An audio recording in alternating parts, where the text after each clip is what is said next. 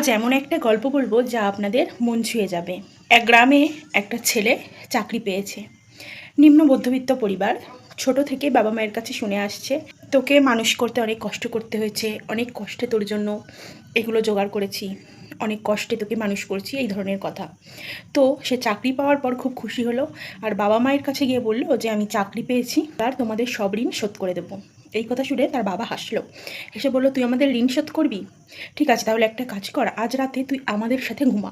ছেলেটা ভাবলো এটা কি এমন ব্যাপার, ঠিক আছে রাতে তোমাদের সাথে ঘুমাবো।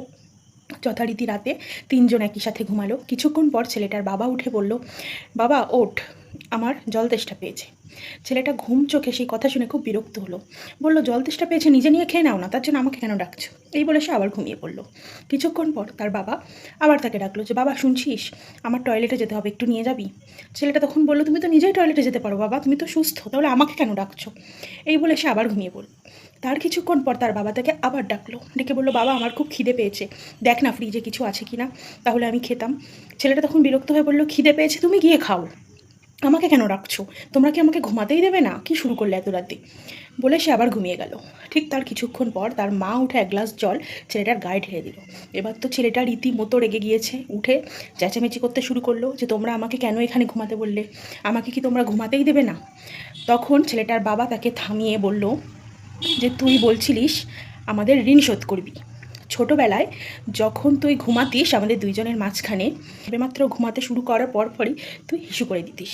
সেই পৌষ মাঘ মাসের ঠান্ডাতেও আমরা দুজন ভিজে জায়গাতে শুয়ে তোকে আবার বিছানা পাল্টে শুকনো জায়গাতে শোয়াতাম। কিছুক্ষণ পর তুই আবার কেঁদে উঠতিস তোর খিদে পেয়েছে। তোর মা ঘুম চোখে উঠে তোর জন্য দুধ গরম করে এনে খাওয়াতো, তোকে ঘুম পাড়িয়ে আবার নিজে শুতো। কিন্তু সেটা আবার কতক্ষণ, ভোর হতে না হতে তুই আবার পটি করে দিতিস। তোর মা উঠে তোকে পরিষ্কার করিয়ে বিছানা বদলে যতক্ষণে তোকে আবার ঘুম পাড়াতো ততক্ষণে সকাল হয়ে যেত। ঠিক এইভাবে তুই প্রতিদিন রাতে অন্তত 8 থেকে 10 বার উঠতিস। অনেকগুলো বছর আমাদের এভাবে কেটেছে, কিন্তু আমরা কখনো তোর উপরে বিরক্ত হইনি। এখন তুই বলছিস যে আমাদের ঋণ শোধ করবি। এই কথাটা শুনে ছেলেটা নিজের ভুল বুঝলো, সে তার বাবা কি বলতে চাইছে সেটাও বুঝলো। বাবার পা ধরে কেঁদে উঠলো আর ক্ষমা চাইলো যে ঋণ শোধ করার মতো ধৃষ্টতা তার নেই। এই ঠিক এমনই আমরা আমাদের বাবা মায়ের সাথে অনেক রাগারাগি করি, ঝামেলা করি, বছরের পর বছর বাড়িতে যাই না, কিন্তু বাবা মা কিন্তু কখনো আমাদের উপরে রাগ করে না।